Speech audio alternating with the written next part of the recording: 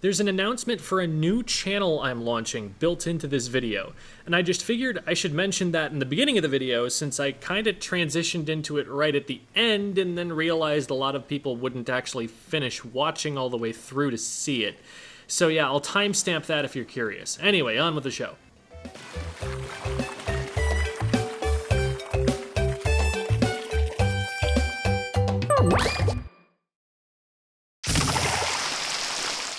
Splatoon really was a brave, innovative IP for Nintendo, and not just for surface-level reasons.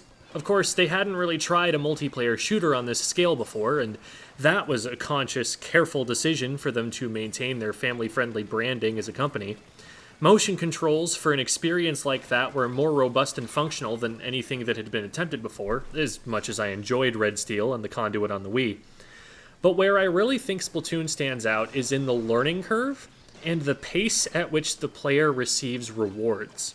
There are certainly games with long, slow learning curves that just take a long time to reach baseline competence, but those games generally aren't Nintendo games.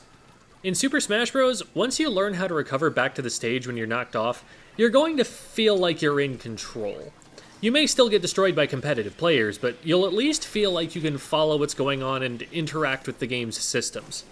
Splatoon feels a lot closer to an early learner to something like League of Legends, where you just have no bloody idea what's going on for the first 50 games. I remember my first match of Splatoon 2 on the Reef, wandering out into mid and promptly getting splatted, having never seen what hit me, running out of ink as I walked and fired, seeing a Luna Blaster, and having no idea what I was looking at or how it worked or what its weaknesses were, figuring, wow, that's a really strong weapon, and determining that I would buy it when I could. But that's another aspect of this. I couldn't buy it yet. I wasn't even close to being able to buy it. You needed a good 6 hours or more of Turf War matches just to get to level 10, where you unlock Ranked, and that weapon was only available for purchase at level 19.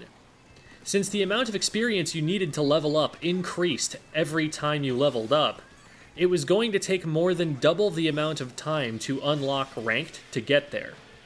You're playing the game for long enough to beat Breath of the Wild before you can even touch the Luna Blaster and figure out whether you like it or not. And I'm not talking about speedrunning Breath of the Wild either. To compare this to Smash, by far Nintendo's most successful competitive title, it takes way longer to unlock the weapons than it takes to unlock Smash characters, and you still have rewards to work toward long after just unlocking them. I'm something of an expert on this, actually, because I had to unlock both Smash Ultimate characters and Splatoon weapons quickly to get Switch consoles prepared for youth leagues when I was working for Bravus Esports. You can reliably speedrun unlocking all the Smash Ultimate characters in under 3 hours, and the records are well under 2 hours. In Splatoon, you're talking about more like 75 to 100 hours for all weapons. People have collected every Korok in Breath of the Wild faster than that. Leveling to 30 takes ages. The reason I cited that it takes around 6 hours to reach level 10 earlier was that on the Bravest Splatoon 2 Switch consoles, we stopped at level 10, deciding that people had enough of a variety of weapons to choose from at that point that we could call it good and move on to the next console. Splatoon just expects you to spend more time with it. With a game like League of Legends, microtransactions make it financially sensible to make progress slow, and always have a new character unlock to dangle under the player's nose to give them new goals to work toward. Playtime translates directly to conversions on skins for their favorites, or a variety of other bonus cosmetics. With Splatoon, though, the only recurring purchases you're going to make are for Nintendo Online and the DLC, which has no impact on the multiplayer gameplay loop that most people come back to it for. It's really not a financial decision at all. If anything, Nintendo benefits more from the model of play a lot of YouTubers follow, where they'll play the most recent Nintendo releases and move from one franchise to the next with a global player base, only playing what's new and popular at that moment. That means that people are putting down that money up front more often, that $60 purchase of the base game. Nintendo doesn't get anywhere near as much money from a player who puts 1,000 hours into Splatoon as they do from someone who puts 100 hours into 10 different games. The choice to encourage players to spend more time playing Splatoon has to be a choice by developers about shaping that experience, and not by corporate about making more money. One practical consideration for doing this is just that Splatoon is a hard game with a control scheme no one has ever used before for anything. There are a few other games with gyro aim, but the sensitivity options and surrounding movement mechanics are just not the same. Everyone learns Splatoon from the ground up. You can't just play Counter-Strike for 14 years, pick up a Switch, and immediately be hitting charger shots on gyro aim. Getting players invested in the game for that long makes it more likely that they'll persevere through this initial awkward phase and see what the game is really capable of. But I think there's more to it than that. Splatoon is a game that goes well out of its way to be expressive. They really let the musicians experiment and make some genuinely inspired music, unbesmirched by corporate expectations. Have you listened to the Salmon Run soundtrack? That is way more avant-garde than you expect to hear in any mainstream media. The gameplay loop itself is about painting, drawing on punk images of graffiti art.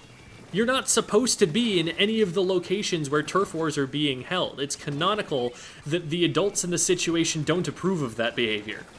Players get a blank rectangle they can draw whatever they want on that represents their character in the square. There's a larger variety of weapon choices than even characters in Smash Ultimate, ensuring a variety of available playstyles. But the one aspect that I think really accomplishes this for Splatoon more than anything is the gear system. There is a finite, crafted set of gear pieces available, but with so many possible combinations of gear abilities on them, the experience of collecting and customizing them might as well be procedurally generated. Everyone's going to have a different piece of gear that gets close to what they're already trying to build. So people will naturally be encouraged, just by the random chance of what chunks they roll, to incorporate different elements into an outfit. Some people will end up wearing swim goggles because they have last-ditch effort and got a sub or two of what you already wanted. Others bandanas because they have close to a pure of swim speed. Others bobble hats, others gas masks, others the head of a mascot outfit. And they're going to commit themselves to that look. Grinding gear takes a really long time. Replacing chunks is expensive. They won't want to just make 3 different swim speed pures. They're going to stick to that one piece of gear once it's farmed, and so that option will become a part of their brand as a player, an aspect of their in-game avatar. Unlike in other games where your character's appearance is just cosmetic or just an indicator of your linear progression toward objectively stronger and stronger pieces of gear, everyone in this game is going to have some unique trademark outfit. No two Inklings are going to end up looking exactly the same.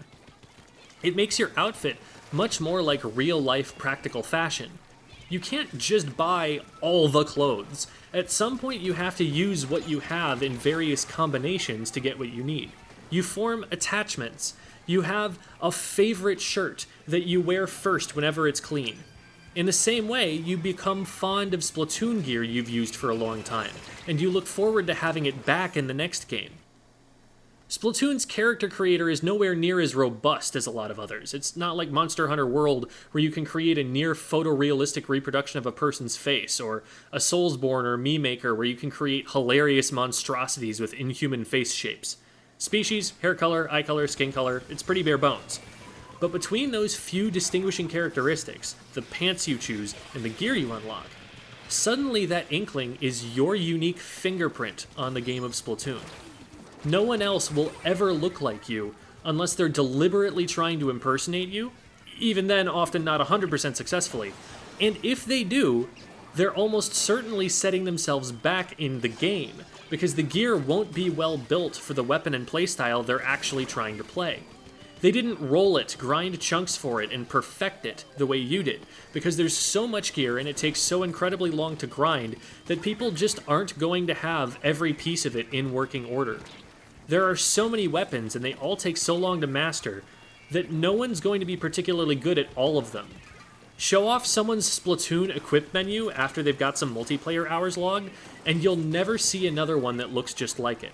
It's one of the most expressive multiplayer games that there is. I think that beyond just the visual style, this is a big part of why the game appeals so much to artists. Every Inkling or Octoling is a self-expression, a little OC that you organically forged in the process of doing whatever anyone else does in the normal course of play. People will draw their own Inklings, draw their friends' Inklings, make posts with drawings of those Inklings in the square, and then naturally start doing all the other fandom things, coming up with personality traits, fictional backstories. Which in-universe bands do they like? Which idols are their favorites? Have they ever met those idols? What happened then? What's their table turf deck? It's so seamless to go from playing the game like anyone else to suddenly spawning a non-canon alternate universe. And it all just comes back to the game having a longer learning curve.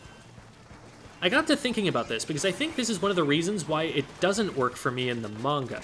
The characters in the manga are defined in many ways just by the gear they're wearing.